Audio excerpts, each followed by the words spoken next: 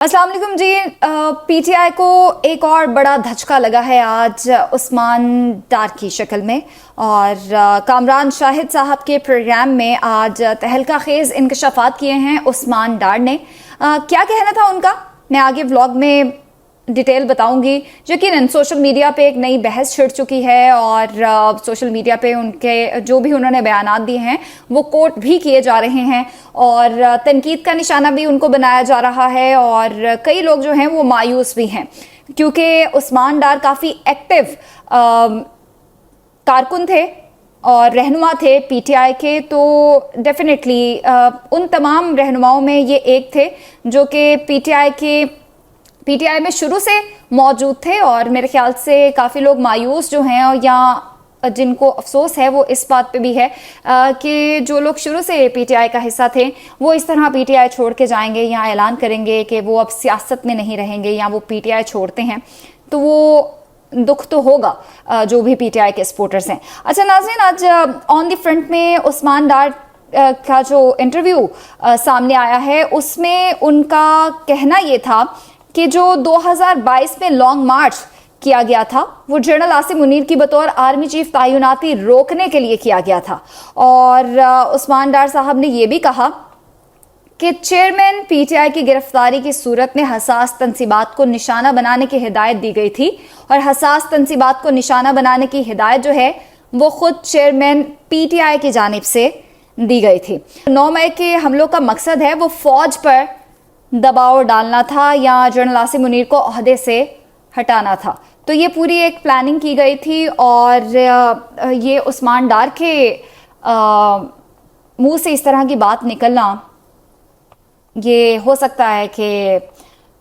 जो बारहा पीटीआई के जो कारकुनान दूसरों के लिए कुछ डायलॉग्स बोलते हैं कि जी फलां चीज़ जो है वो किसी की कब्र पे आखिरी कील जो है वो साबित होगा, तो इस तरह की बातें अब आप लोगों को खुद भी फेस करनी पड़ रही हैं। उस्मान डार ने मजीद कहा नाज़रीन कि चेयरमैन पीटीआई ने गिरफ्तारी से बचने के लिए ह्यूमन शील्ड का इस्तेमाल किया। मुल्क भर से कहा गया अपने जितने भी सपोर्टर्स थे, कारकुनान थे, कि वो जमान पार्क या बनीगाला के बाहर आ जाएं, क्योंकि और ये बात हमने भी नोट की, और जितने भी उनके वीडियो लिंक खिताबात होते थे वो बारहा ये कहते थे कि मुझे गिरफ्तार कर लिया जाएगा, ये लोग मुझे मारना चाहते हैं, मेरी कत्ल की साजिश हो रही है, वगैरह वगैरह। तो जितने भी कारकुनान थे वो खान साहब से जो बहुत ज़्यादा मोहब्बत करते थे वो उनकी मोहब्बत में जमान पार्क के बाहर आके बैठे रहते थे, और कई बार जो अदालत की जानिब से गिरफ्तारी का वारंट लेके इस्लामाबाद पुलिस या पंजाब पुलिस जमान पार्क गई है तो हमने ये नज़ारे भी देखे कि वहां पे जितने भी कारकुनान और सपोर्टर्स जमान पार्क के बाहर बैठे होते थे वो पुलिस को अंदर जाने ही नहीं देते थे। एनीवेज, उस्मान डार ने कहा कि 9 मई के सानहे की जितनी मजम्मत की जाए वो कम है। 9 मई एक स्याह धब्बा है जिसे ढलने में वक्त लगेगा। चेयरमैन पीटीआई ने रियासत मुखालिफ बयानियों को सपोर्ट किया था, और पीटीआई की मौजूदा सूरत हाल के जिम्मेदार सिर्फ और सिर्फ चेयरमैन पीटीआई खुद हैं। उन्होंने ये भी कहा कि पीटीआई में हमाद अजहर, मुराद सईद, आजम सवाती और फरुख हबीब जो हैं वो फौज मुखालिफ थे, और हमाद अजहर, मुराद सईद, आजम सवाती और फरुख हबीब चेयरमैन पीटीआई के करीब भी थे, और चेयरमैन पीटीआई ने फौज से टकराव की पॉलिसी की क़यादत की है, और 9 मई के वाक़यात के बाद इनकलाब नहीं जलजला आया है। उनका ये बयान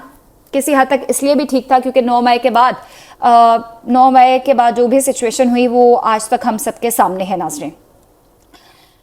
उस्मान डार ने आज कामरान शाहिद के प्रोग्राम में ये ऐलान कर दिया है कि वो किसी भी फौज मुखालिफ ग्रुप का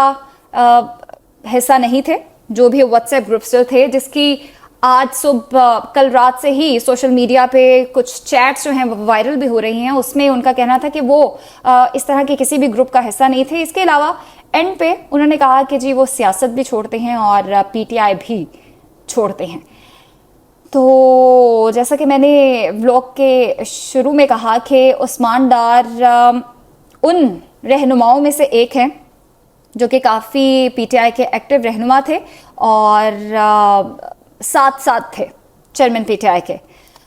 पिछले 25 दिन से उस्मान डार साहब जो हैं वो गायब थे। उनके घर वालों की जानिब से कंप्लेंट्स भी आ रही थी। हमने देखा कि उनकी जो वालिदा हैं 1-2 दिन पहले ही उन्होंने ایک یوٹیوب چینل کو انٹرویو بھی دیا تھا جس میں وہ ابھی بھی موجود ہوگا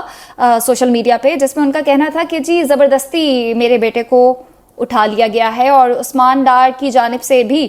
25 دن پہلے بھی کئی ٹویٹس بھی ہمارے سامنے آئی تھی کہ جی ان کے گھر پہ حملے کیے جا رہے ہیں، ان کو اغوا کرنے کی کوشش کی جا رہی ہے، ان کو دھمکایا جا رہا ہے. اور ایسے میں پھر ایک دم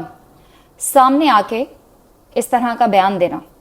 آپ لوگ اس حوالے سے کیا کہیں گے مجھے ضرور بتائیے گا. اور اگر میں یہ کہوں کہ غالباً ہم نے ماضی میں جتنی بھی پریس کانفرنسز کی ہے، ہم نے ماضی میں جتنی بھی پریس کانفرنسز دیکھی ہیں پی ٹی آئی رہنماؤں کی جانب سے جن کو گرفتار کیا گیا یا جو کافی عرصے سے غائب رہے اور ایک دم آ کے انہوں نے پریس کانفرنس بھی کی، انہوں نے تحریک انصاف چھوڑنے کا اعلان بھی کر دیا، یہاں تک کہ نہ صرف تحریک انصاف بلکہ انہوں نے کہا جی ہم سیاست میں ہی اب حصہ نہیں لیں گے. تو مجھے لگتا ہے کہ یہ جو پروگرام ہے یہ عثمان ڈار کی جانب سے پریس کانفرنس ہی تھی.